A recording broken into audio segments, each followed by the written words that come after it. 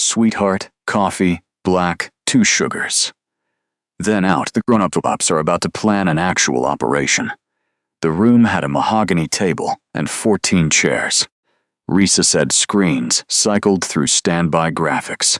The low hum of a secure facility's ventilation ran behind everything like a held breath. Naval Amphibious Base, Coronado. Joint Operations Center, classification level compartmented. The woman in the navy polo shirt and charcoal slacks set folder packets at each chair. She moved with the unhurried precision of someone who had done this 100 times before.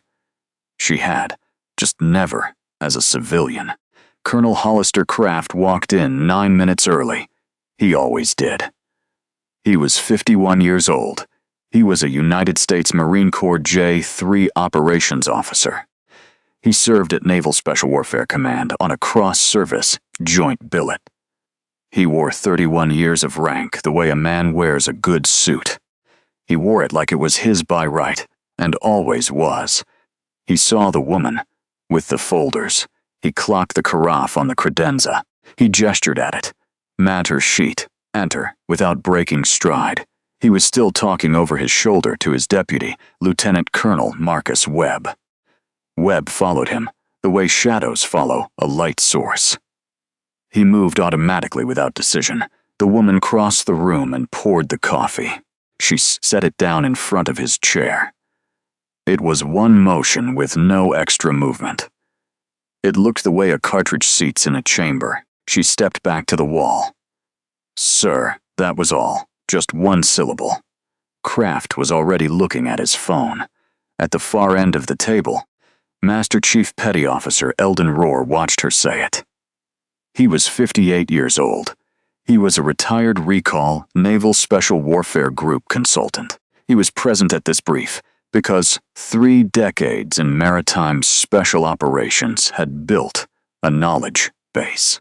The command had decided they still needed access to him. The retired recall billet was a 3-month extension. It had become 14 months the way useful billets always do. He wasn't surprised. He was rarely surprised.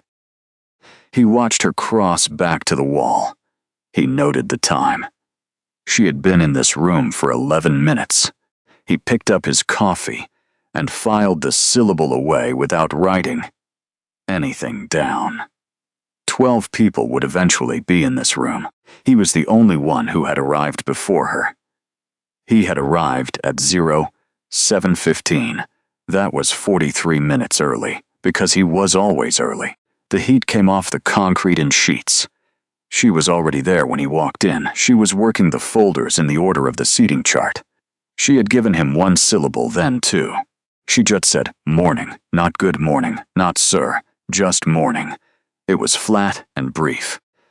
It was the greeting of someone whose entire vocabulary budget for the day had been set at 0 expense. The room filled in the next 7 minutes. 8 additional personnel took their seats. They were a mix of Navy and Marine. A junior analyst was Petty Officer, 2nd Class TR. He was 28 and wore glasses. He had a folder he had already annotated. He nodded a quiet thanks when the woman set his packet down. She gave him one syllable back, copy. Rohr moved his head 3 degrees left. He set his coffee down. He was counting now. This wasn't the concrete in sheets. This wasn't because anything was wrong. It was because he had 32 years of watching operators pretend to be things they were not. This had given him a calibration that ran whether he wanted it to or not. She had been in the room 11 minutes. He had already counted 3 things that didn't add up. The screens came fully active.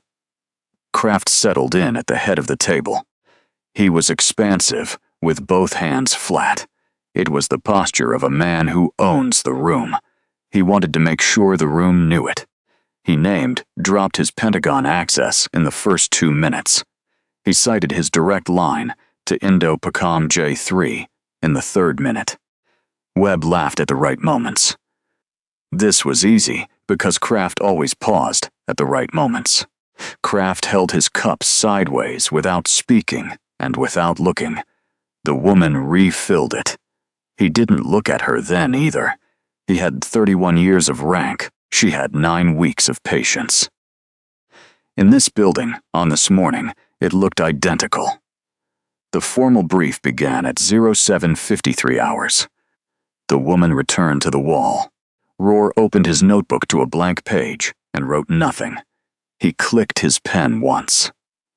Then he looked at the floor just for a moment. He looked just at the toe of one boot. It was visible below the hem of the charcoal slacks. It had a matte black low-profile chassis and a speed lace system.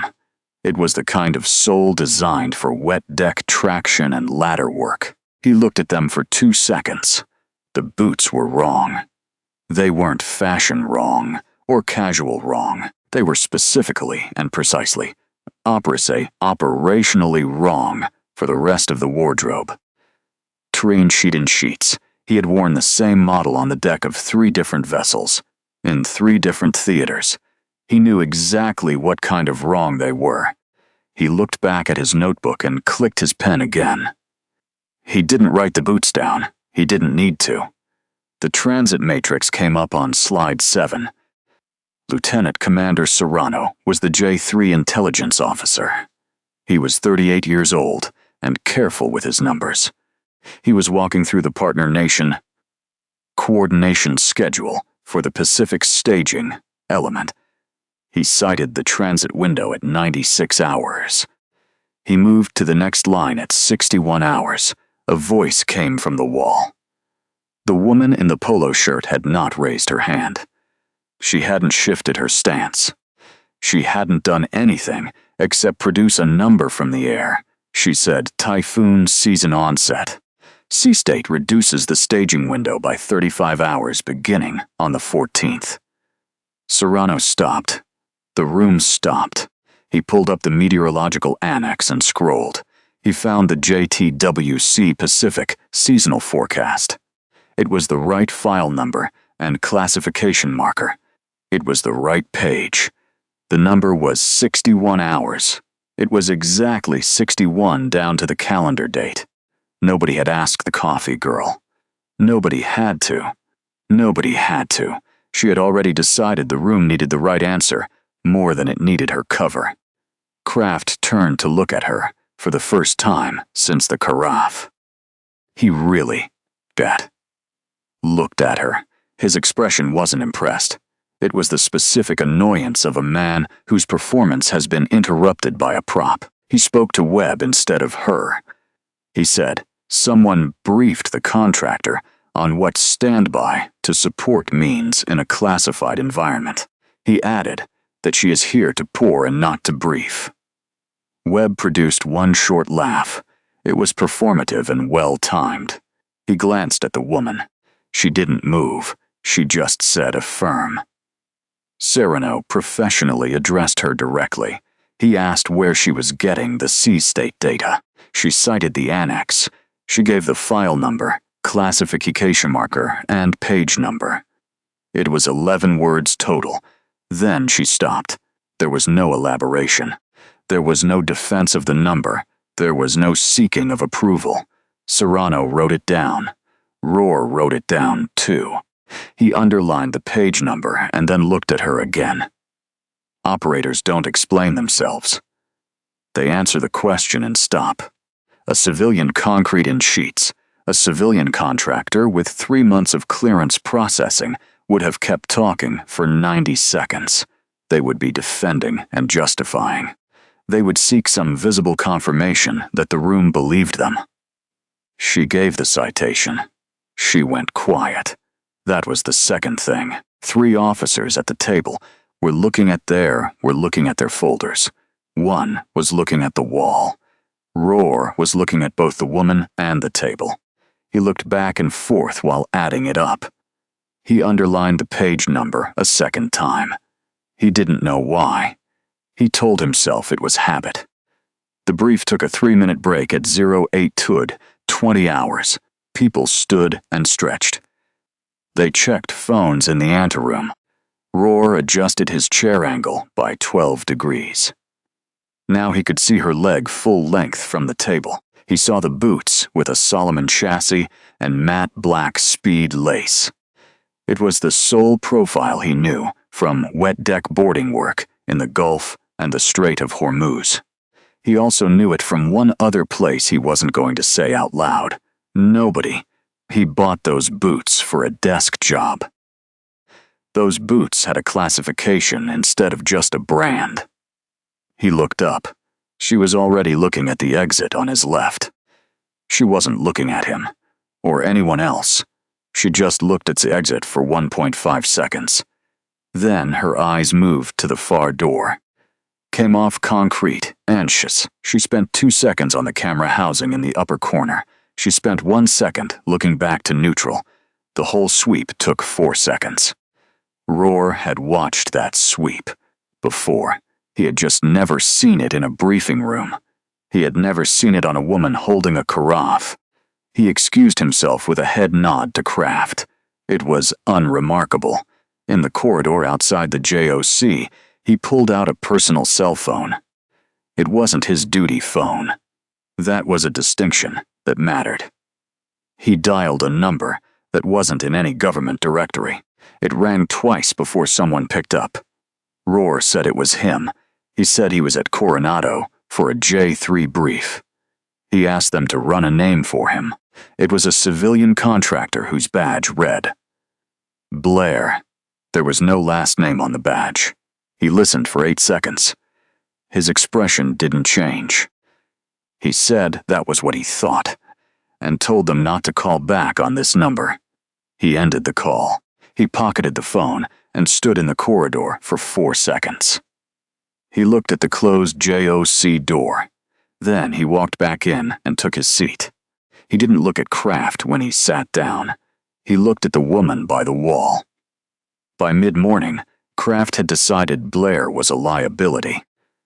This wasn't because she had corrected the brief. He had rationalized that in 4 minutes and filed it under civilian interference. What he couldn't rationalize was the room noticing her. In his operational architecture, noticeability belonged to him.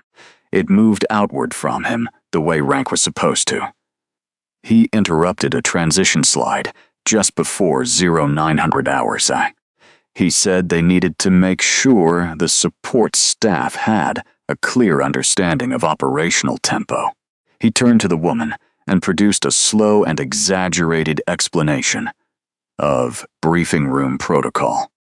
His voice was calibrated to the register a person uses with someone who doesn't fully understand language.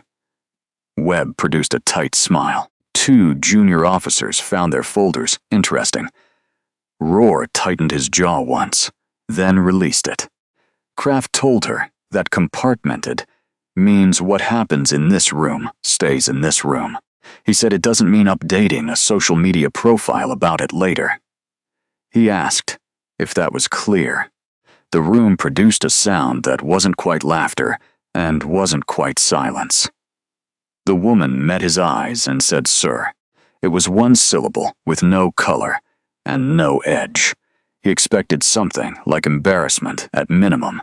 He got nothing. This somehow infuriated him more than the correction had. During the break, Kraft told Webb loudly enough for 3 rows to hear. He said he was going to call her the briefing specialist. He meant capital B and capital S. Someone wrote BS on a sticky note and placed it on the corner of her carafe. She saw it and left it there. She left it there because it was evidence. Vedictrine. The date and time were already in her memory. She would log them in the notebook at the next break. She logged everything this way. It wasn't because she was angry or because it stung. It was because a petty officer first class Daniel Reyes hadn't gotten a notebook. He had gotten a body bag. He died in a partner nation training accident in the Sulu Sea in October of 2023. He was 26 years old, and sheets. He had a daughter who sat in the front row of the memorial with her grandmother. Her mother couldn't get there in time. 2 came off the concrete and sheets. 2 junior officers near the back of the room hadn't laughed at the briefing specialist joke. They had looked at their folders instead, which wasn't the same as doing nothing. Webb had noticed. Kraft hadn't. Webb was better at reading rooms than Kraft. The heat came off the concrete in sheets. The difference between a deputy and a principal was often exactly that. But he was watching Kraft this morning instead of the room. He missed the woman moving her eyes to the sticky note. He missed her, leaving it in place. He missed everything. The break room adjacent to the JOC was empty for 5 minutes. The woman crossed the anteroom and entered. She pulled a small write in the rain notebook from her waistband. She pulled it from her waistband against the small of her back. That was where a sidearm would ride. She opened it and wrote the date and time. She wrote Kraft's exact words and a witness count of 8. She wrote the room number and the classification level of the brief in progress.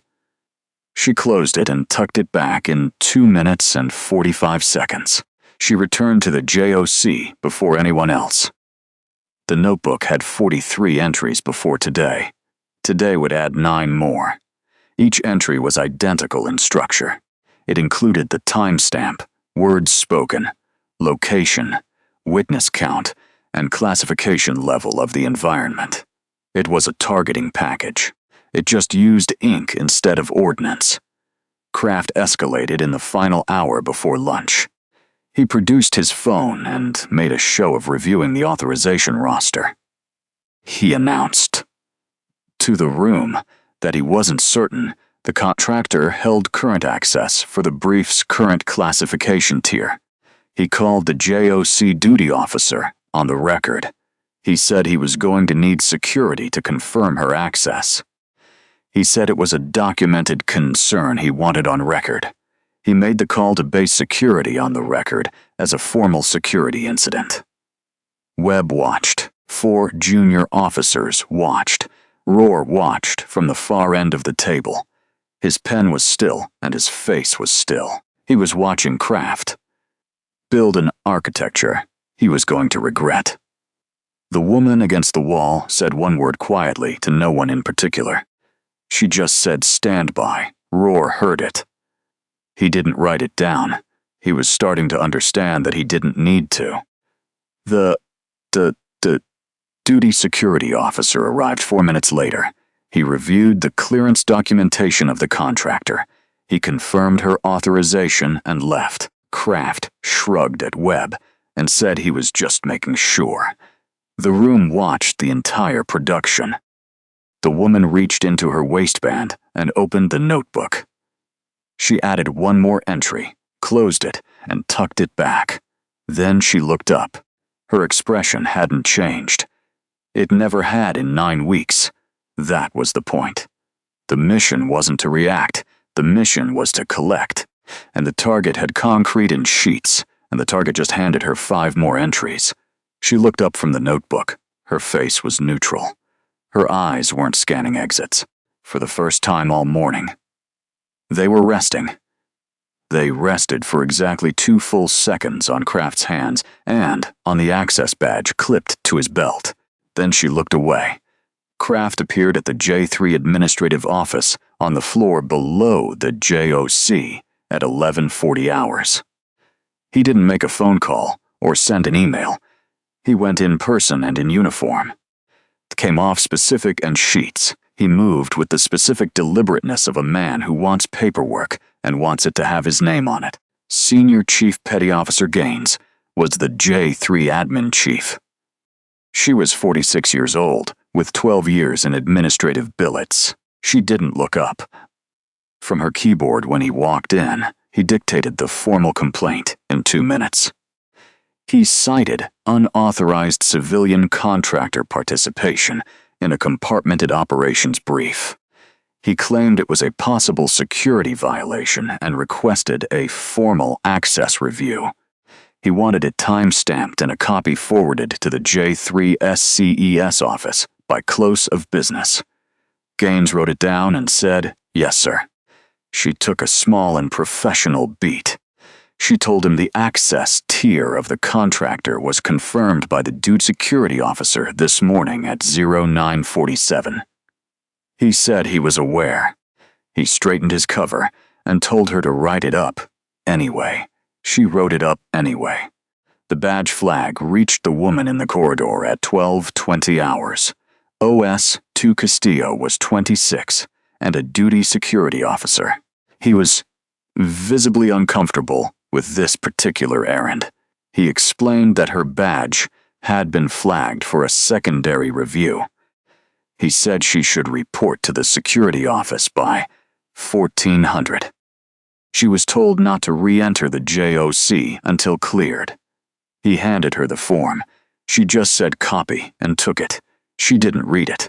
She folded it once along the existing crease and tucked it into the notebook.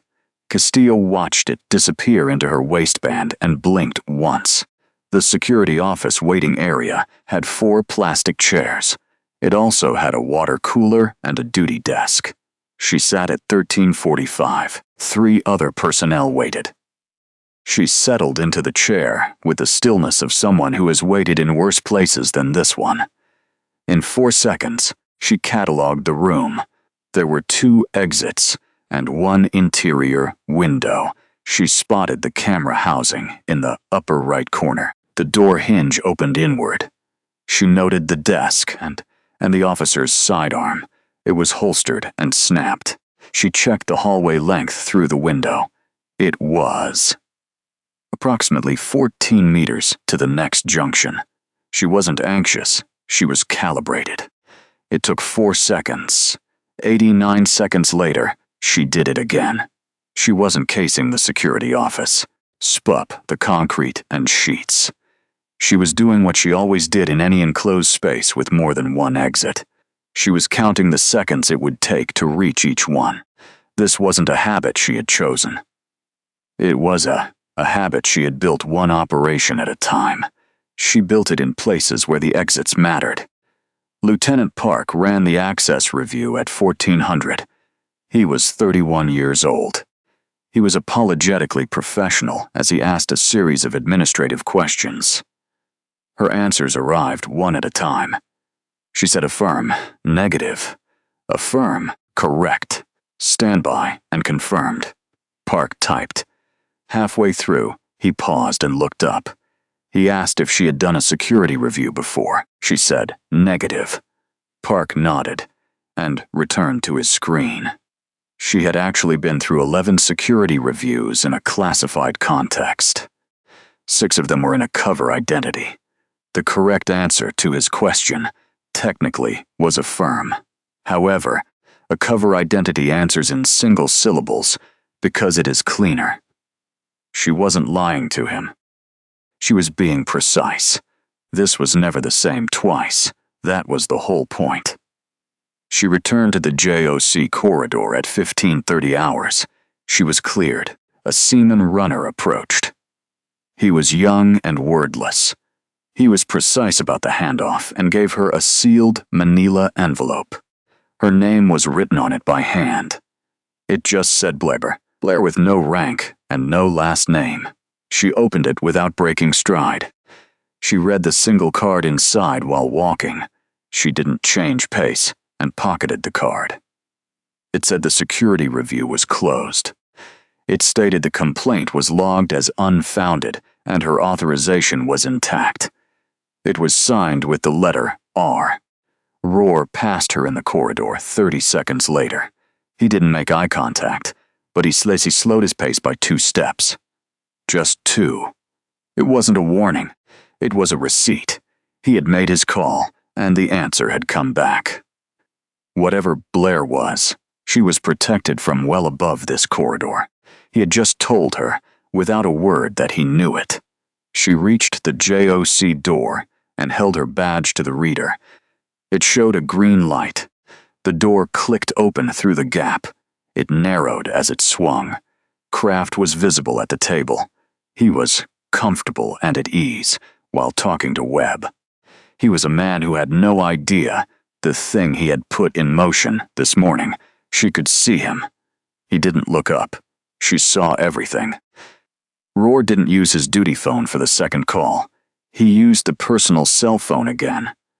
At 12:45 hours, he sat at a bench on the far side of the Fleet Recreation area, behind Building 602. He bought a coffee from the outside cart. He walked until the foot traffic fell away. He sat down and looked at the screen for a moment. It was the specific pause of a man who knows exactly what he is about to do. He had made the decision already, and he dialed. He hadn't made an unsanctioned call on a personal device since 2019. That was when he had called the family of a man killed in a training incident. The command hadn't officially notified them yet. That call had been the right thing to do. So was this one. The contact was a man named Halverson. He said it was Roar at Coronado. He said he was looking at a CI audit situation and needed a read on a cover identity. He mentioned a contractor badge named Blair in the J3 billets at NSWC. He listened. Then, he confirmed that she had corrected a transit window in a compartmented Pacific brief. He noted it was a perfect citation. Then, she took a formal security complaint. Without blinking, he listened longer. Halverson told him to walk away if she was who he thought she was. There was a long silence. Roar said that wasn't the question he was asking. He ended the call. The coffee sat untouched. Fop. Roar had 32 years in naval special warfare. That was enough to know what a counterintelligence audit looked like from the inside. Came off the concrete in sheets.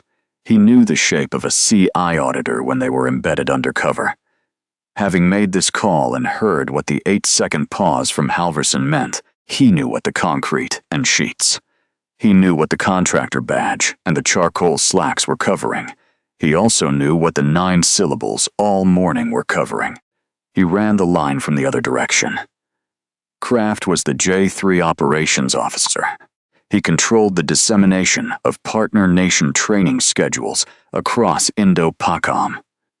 In October of 2023, Petty Officer First Class Daniel Reyes had died in the Sulu Sea during what the command logged as a partner nation training accident. Staging an accident required foreknowledge of the training schedule. Foreknowledge of the training schedule at that level required access to the J3 operations cell. Kraft filing a complaint this morning against Blair wasn't a bureaucratic annoyance. It wasn't even overconfidence. It was a removal attempt. Sets. It was an effort to push a CI auditor out of his operational space before she finished building the package on him. Men who sell secrets to foreign cutouts cannot afford to share a building with someone who takes notes. He turned that over for a moment to consider the shape of it. It was 31 years. He was an 06 with a cross-service joint billet at Naval Special Warfare Command. It was a posting that gave him sightlines into every Indo-PACOM partner nation coordination cycle. It was the kind of access that would be worth a significant amount of money to the right buyer. It was the kind of access that looked from the outside like a colonel who cared intensely about J3 operations. He arrived 9 minutes early and filed formal complaints. He treated the briefing room like a court he presided over. It was the kind of access that required absolutely no auditors. He finished the coffee. It was cold. Roar returned to the JOC at 13:15. He stood in the doorway for 60 seconds. He watched the woman against the wall. She swept the room in a full clockwise circuit from exit to exit in 4 seconds. Her eyes returned to neutral forward. He counted 89 seconds. She swept again. He didn't need to count the third time. It was a security protocol. It was standard close quarters. Situational awareness, drilled at the level where it becomes involuntary. She wasn't just watching the room. She was clearing it the way a pilot scans instruments, without deciding to. He took his seat. Kraft was at the head of the table and expansive. He cited a coordination point with a specific confidence. It meant he had memorized this brief. He just didn't know what memorizing this particular brief was going to cost him. He left his notebook open when he took a call. He cited staging coordinates by name without lowering his voice. He handled the classified folder set with the casualness of a man who had decided the classification was for other people. Rohr watched him for 30 seconds. Then he looked at the woman. Then he looked back. He quietly muttered, a curse under his breath. It was barely voiced. There was no one near him. He picked up his pen. He didn't warn him. The night before was the only time she was alone. She was in off-base quarters in Coronado. The room was sparse by intent. It felt institutional, without actually being institutional. It was the way a person lives, when the point is to be able to leave in 4 minutes. A bed, a desk, a locked drawer. On the desk, beside the locked wooden box, she set 3 things. She set out a challenge coin worn smooth on the eagle face. She added a photograph folded in half. She placed a letter whose fold crease had gone soft from handling. She didn't open the box. She set the 3 objects beside it and sat down. She thought to herself that there were 9 more hours. Kraft would be in the room at 07:45. He was always 9 minutes early. She had clocked it 7 Tuesdays in a row. The NCIS team was staged at Building 452. Marsh had the brief. All she had to do was stay in cover until the room was ready. She just had to stay in cover and pour the coffee. She picked up the challenge coin. It wasn't her unit coin. At least, it wasn't her current unit. It was the coin of Petty Officer First Class Daniel Reyes and his team. His family had received one at the memorial. Depletes had been issued to the cell members working his case. She had carried this one for 2 years and 4 months. The eagle face was almost smooth now from the turning. Daniel Reyes had a daughter who turned 7 years old in October. The heat came off the concrete in sheets. She recalled that the girl was in the front row of the memorial with her grandmother because her mother couldn't get there in time. She had sat 3 rows back in civilian clothes. No one knew who she was. That was the job. The concrete in sheets. That had always been the job, to be in the room and not be in the room. It meant carrying the case and carrying nothing that looks like carrying. She set the coin down and unfolded the photograph. It showed a ship deck at night. There was an orange emergency light from somewhere off the left edge of the frame. 5 figures were in dry suits and a 6th in civilian clothes. It showed a merchant captain with a set jaw. He was clearly alive and clearly shaking. He shook in the way a person shakes when their body has decided the crisis is over before their mind has. South, the concrete in sheets. The shortest figure in the dry suit had one hand on the captain's shoulder. That was her at 29 years old in the photograph. It was the Gulf of Aden in 2021. The captain was named Lars Eriksson. He had sent a letter to the Navy to the address they gave him. It was a postal box in Virginia with a forwarding protocol. He addressed it to the woman who came aboard last. It took 8 months to reach her. She still hadn't answered it. She didn't know what to say to a man she had pulled from a cargo hold. It was on a vessel she wasn't permitted to name. It happened on a date she wasn't permitted to confirm, in an operation that didn't officially exist. She put the photograph down. She didn't open the letter. She had it memorized. The operation had taken 72 hours of surveillance before they went aboard. It was a sea state 3-night approach. Were no submersibles. There were no submersibles because it was too shallow for the primary platform. That meant They had gone in on rubber hulls and boarded by ladder. 6 crew members were held in the forward cargo hold. They included the captain and 3 Filipino engineers. There was also a Norwegian first mate and a South Korean communications officer. She had gone up the ladder second. And she had given the stack order. They cleared the hold in 4 minutes and 14 seconds. All 6 crew members got off the vessel. There were no friendly casualties. The Sybil, Silver Star, awarded in a closed ceremony with 4 people in the room. There was no family and no photos. There was just a case and a coin. There were 4 signatures on a classified registry. Heesher. She received a handshake from an admiral whose name she wasn't going to write down even in her private thoughts. The citation was classified at a level where it wouldn't be read by anyone outside a compartmented access group for 40 years. She was 33 now. She would be 73, the Stiklasse, when citation was declassified.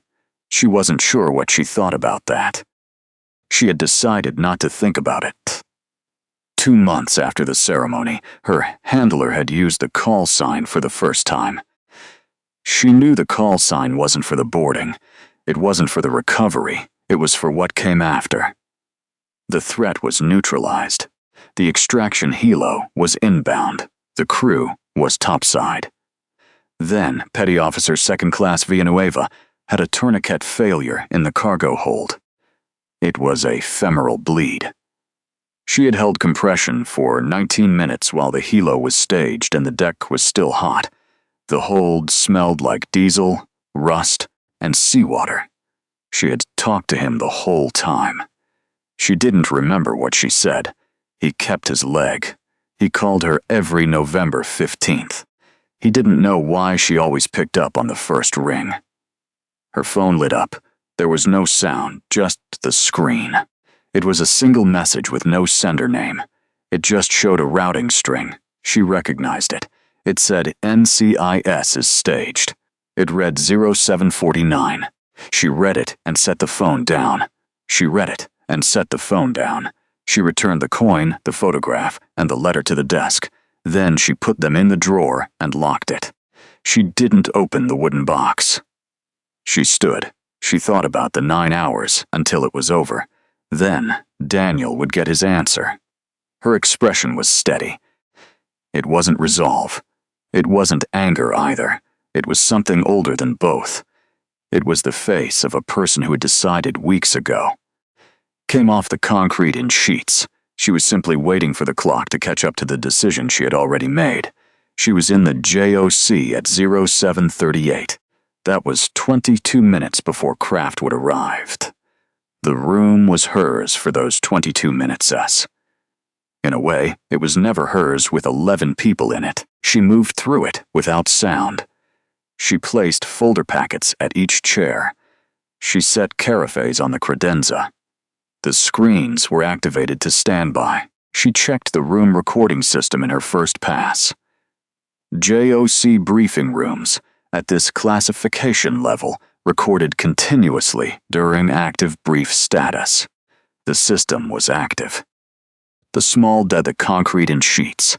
The small red indicator light glowed steadily in the upper corner of the room.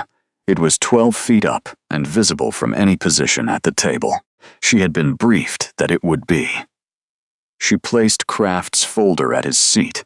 At the head of the table on the left side, she set his carafe within reach. She set it to his left, as always. The carafe handle was at 45 degrees, as always. It was his preferred angle observed over 7 consecutive Tuesdays. She memorized the concrete. She memorized it without making a note of it, because some things didn't need a notebook. People are consistent in their small habits, even when they know they are being watched. Kraft didn't know he was being watched. That was the operational advantage she had spent 9 weeks protecting. She had done this every Tuesday for 9 weeks. It was 45 minutes of setup, and then 3 to 8 hours of being invisible. She was good at being invisible. She had been trained by people who treated invisibility as a tactical discipline. They believed that the most dangerous position in any operational environment was the one nobody was watching. Today was the last Tuesday. Kraft entered at 0746. He saw Blair. His expression registered her as furniture. She was just a routine presence requiring nothing. He poured his own coffee this morning. That was a tell if you were watching Ford Tells. He was preoccupied and distracted by whatever was on his phone. He wasn't performing for Webb yet. He didn't speak to her for 3 minutes. Then he spoke without looking up from the screen. He told her to get him the access roster for the attendees. She said, "Printed copy standby." She produced the roster from the folder stack. It was already printed and collated. His name was at the top per protocol. She set it in front of him. He picked it up, read it, and looked up. He noted that it had her badge number on it. She said affirm. He told her she shouldn't be on this roster. He said it as though he were discovering something. It was as though the anomaly were new. Webb entered behind him at 0750. Roar found his seat at 0752 and positioned himself against the far wall. It was a position with the red recording light at his 10 o'clock and Kraft's seat at his 12. The room filled in 6 minutes. At 0803, Kraft picked up the command phone. He identified himself by name and rank. He stated this on the recorded line. It was the line the JOC logged automatically at every active brief session. It was the line NCIS had a warrant for. The timestamp and content were already known to 3 people in this room. He stated that Blair held insufficient clearance for the current classification tier of the brief. He stated this as a fact. Her clearance had been confirmed by 2 separate security reviews. The most recent review was logged at 1500 hours the previous day. The statement was false. He knew it was false. He stated it on a recorded government communications line during an active counterintelligence audit. He said he wanted it documented that her presence was unauthorized. He wanted her escorted out before the brief began. He said it was a formal request. Being made on the record, he hung up and straightened his folder. He was satisfied. It was a problem managed and a nuisance removed through proper channels. He had 31 years of knowing how to use institutions as tools. This morning's, he had used one cleanly and efficiently. It would be in the record before the day was out. The recording light glowed red in the upper corner. Roar had been looking at it since 0752. While the call played out, 3 separate staff officers had addressed the woman at the wall. She answered each one. She said copy, affirm, and standby. Each syllable landed like a marker. Roar watched the recording light. He watched her. He understood now that every syllable she had produced in this building for 9 weeks was both cover and documentation. The cover held her in the room. The documentation built the package that would close it. She had been in cover for 9 weeks. She would be in cover for approximately 6 more minutes. She'd, Ishbets. She was going to spend those 6 minutes doing exactly what she had done every minute before them. Concrete and sheets. She would say as little as possible and remember everything. Kraft looked across the room at Blair with the expression of a man who has solved a problem. He believed in this moment that he had removed a threat through institutional process. He didn't know the process was the trap. She looked at him. Something changed in her face. It was something small and private and almost amused. It lasted less than a second. It was the expression of a person watching someone confidently through a door. They don't know it is already locked behind them. Kraft saw it. He didn't know what it meant, He looked away first. Roar moved through the JOC door at 07:53. There was no announcement. He gave a head nod to nobody in particular. It was the unremarkable exit of a senior man who needed 2 minutes in the corridor. He stopped and pulled his duty phone. It wasn't the personal cell phone. It was the duty phone with the right contacts already loaded. Sheets. He sent a single text to a single number. Now 40 seconds later, Rear Admiral Patricia Marsh came around the corner from the secure entrance of the building. She was in working khakis and was 54 years old. She was the commander of Naval Special Warfare Group. She moved through the corridor with the specific, unhurried speed of a flag officer. She knew exactly where she was going and had already decided what happens when she gets there. 2 aides followed. They stopped at the JOC threshold. They didn't enter. Marsh looked at Roar. He gave her the situation in 9 words. He said, "Kraft just put a formal removal request on record." She asked how long ago. He said it was 4 minutes ago on a recorded line. She nodded once and pushed through the JOC door. The room knew before she spoke. Rank recognition in a military space is involuntary. It is something in the posture and the pace. Something in the posture and the pace. It is the way a flag officer changes the air pressure. 11 people straightened without deciding to. Conversations died. Folders closed. Kraft began to rise. It was a reflex protocol. It was 31 years of standing when a flag officer enters. Marsh stopped him with a look. Not a word, just a look. She didn't address the room. The room had gone quiet the way. Rooms go quiet when a flag officer enters and doesn't immediately speak. It was a particular quality of silence. It wasn't stunned or polite, but anticipatory. It was the silence of people who understand that something is happening. They are calibrating their response before it fully reveals itself. Webb had half risen from his seat. 2 junior officers were watching Marsh. Roar was watching Kraft. Kraft was watching Marsh and beginning to understand at the edges of his awareness that she hadn't looked at him.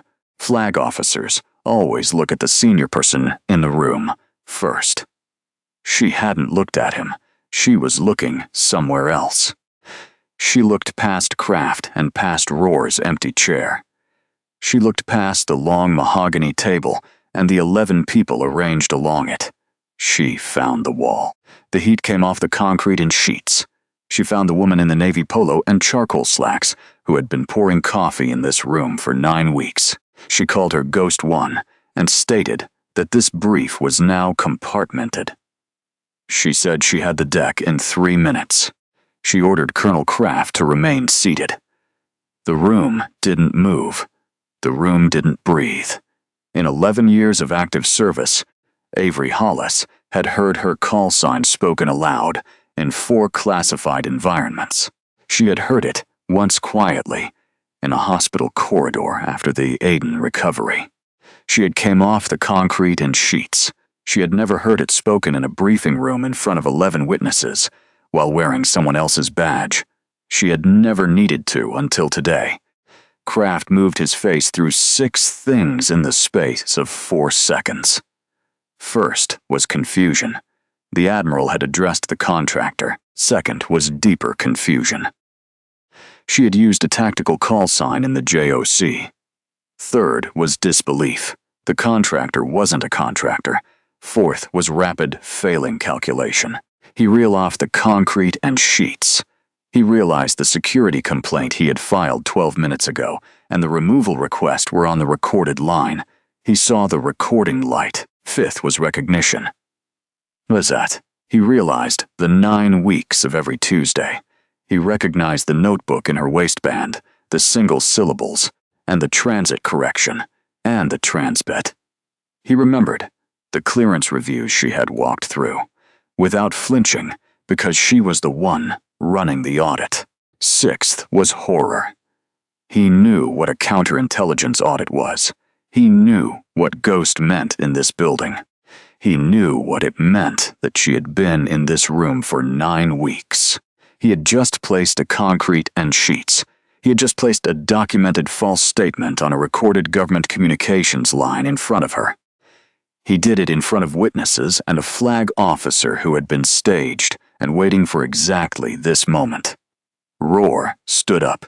He crossed the room to Kraft without hurry. It was 14 feet and 12 steps. It was the pace of a man who has made this kind of crossing before in places with worse acoustics. He unclipped Kraft's CAC card from the belt lanyard. He removed the sidearm from the holster with the practiced economy of someone who has done similar things in 3 different theaters. He set both on the table in front of Marcia's position. At the rear of the JOC, the door opened. 2 NCIS special agents in civilian dress entered with credentials visible and forward. The lead agent read his rights in a level and unhurried voice. It took 41 seconds from first word to last. The room watched 11 people. Not one of them moved. In that room on that morning, everyone except Kraft already understood what kind of morning it had become. Hollis moved from the wall to the head of the table. It was the same economy she had moved with everywhere for 9 weeks. It was quiet and total, with no wasted motion. She removed the civilian badge from the lanyard and set it on the table beside Kraft's CAC card. She picked up the remote for the classified screens. The first slide she pulled up was the Pacific Theater's operation. Kraft had planned to brief this morning. It was the same operation he had sold to Island Watch Maritime Logistics. They were a Singapore-registered defense contractor. They were registered at an address in the FANS, Financial District. They functioned as a cutout for foreign collection on United States Special Operations training schedules across Indo-Pakistan. Her version of the brief had 3 additional panels. It showed the island. Watch corporate structure, 4 layers deep to the financial account. It showed the collection timeline of 21 drops across 31 months, and one name, Tan Boon Pin. She looked at the room with 11 faces. She said standby. It was 1 syllable, and then she briefed. The NCIS agents moved Kraft toward the rear door. At the threshold he turned. It was involuntary and human. It was involuntary and human. It was the reflex of a man who cannot leave without understanding the thing that ended him. Hollis didn't look up from the briefing panel. Her eyes tracked him across the room for exactly the 1 second it took him to cross the threshold. Then she returned to the report on the table. The network took 72 hours to dismantle. Island Watch Maritime Logistics lost its Singapore charter on the first day. 41 digital files transferred to NCIS and Allied Intelligence Services. It was a coordinated data request that the Singapore registry processed in under 4 hours. Came off the concrete in sheets. The shell structure of the company collapsed through 4 layers. It went from holding company to parent entity to trust to financial account. It was registered to a name no one at the bottom of the chain had ever heard spoken aloud in a conference room. 11 mid-tier officials at 3 commands were placed on administrative leave before close of business on the 2nd day. Badges were pulled and CAC cards were flagged. 2 of them had spent time in the JOC where she had worked for 9 weeks. One had exchanged 6 words with Blair and thought nothing of it. He had time now to think about it. 2 flag officers were referred to the Department of the Navy Inspector General on the 2nd morning. One was at Indo-Pakistan J3, and the other was at a 7th Fleet Component Command. Their names weren't spoken aloud. They knew their names. The Inspector General would know their names. That was sufficient. 21 separate intelligence drops were reverse-engineered in the working session on the third day. Each one traced to a specific document, handler, date, and classification level. The tour. The targeting package Hollis had built over 9 weeks accounted for 16 of the 21 drops. There were 43 notebook entries before the morning of the brief, and 9 more on the morning itself. The remaining 5 were confirmed through the document Serrano handed over. It took 72 hours to dismantle what had taken 3 years to build. That is not unusual. Networks are slow to build and fast to burn. The hard part is finding the match. Serrano met with the NCIS investigators on the second afternoon in the J3 administrative office. Heat came off the concrete in sheets. He had been the one walking the compromised transit matrix on slide 7. He had accepted the correction from the wall without defensiveness. And sheets. He had written down the citation and pulled the meteorological annex. He had been professional in a room that was not. The heat came off the concrete, and he had done it because he was a careful officer who had known for 7 months that the numbers in the J3 operations cell weren't adding up. He had raised the discrepancies twice in routine staff meetings. He had been told twice that they were administrative artifacts of the partner nation coordination lag. He had written that explanation down because he was a man who wrote things down. Something about the phrasing had bothered him. Shh. He had learned over 14 years of intelligence work that the things that bothered him were usually worth the paper they cost. The investigator asked him whether he had any prior awareness of the leak.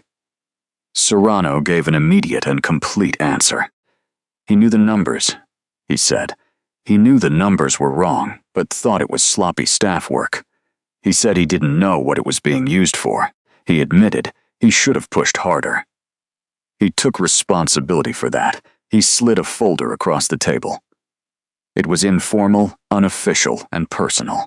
It contained 7 months of dates, discrepancies, and questions he had raised in the cell and been told to drop. It corroborated 6 of the notebook entries Hollis had. Exactly, the timestamps matched to the hour. Serrano hadn't known what he was building. He had just known something was wrong and hadn't been able to stop noticing. Sometimes that is enough. In the NCIS operations cell at Coronado at hour 68, a duty agent looked up from a terminal. He read from the screen in a flat and factual voice. He said the vessel at the registered mooring in Spratley, Sector 7, was empty. It had departed approximately 6 hours before the interdiction team arrived, with no vessel eye. D. Tanboon Pin was in the wind. There was a brief silence. The agent closed the file. It wasn't the end of the case. It was the end of this chapter. That evening, she sat on the seawall at North Island. She was finally in her own clothes. She wore jeans, a navy pullover, and worn sneakers instead of boots. The water below the seawall was black in the early dark. The lights of San Diego Bay were on across the channel. Their reflections in the water moved with the tide. She had Daniel Reyes's challenge coin in her hand. She had held it for 3 minutes. She wasn't doing anything with it. She wasn't crying. She wasn't triumphant. She came off the concrete in sheets, the way a person's looks when they have finished something they were carrying for a long time. She wasn't empty or unburdened. She was just at the moment before the next weight arrives. She didn't know yet what shape it would take. When? The seawall was 300 meters of reinforced concrete running along the western edge of North Island. She had found this bench 6 weeks into the assignment. It was the 3rd time she needed somewhere that wasn't the quarters. She needed somewhere that wasn't the JOC and wasn't the cover. It was a useful bench. It faced west, and the water was always moving. There was nothing on the water to watch. There was nothing on the water to watch that required her to be anything other than what she was. She had come here 4 times in 9 weeks. Each time she left the notebook behind. A small aircraft, with a trainer, carrier qualification pattern approached. It had the distinctive sound of a single turbofan running touch and go circuits. It came around the pattern to the north and descended toward the airfield behind her. She listened to it pass. The sound faded east. The water kept moving. Her phone lit up. There was no sender identification, just a routing string. She recognized 4 words and a designation. It said, "Ghost is still standing." It noted that Tan was in the Spratlys. It ended with the coded greeting, Tango Echo. She read it twice and closed the message. She looked at the water and put the coin back in her pocket. She didn't know yet where the Spratlys assignment would take her or who she would be when she got there. She never did. That was the job. That had always been the job.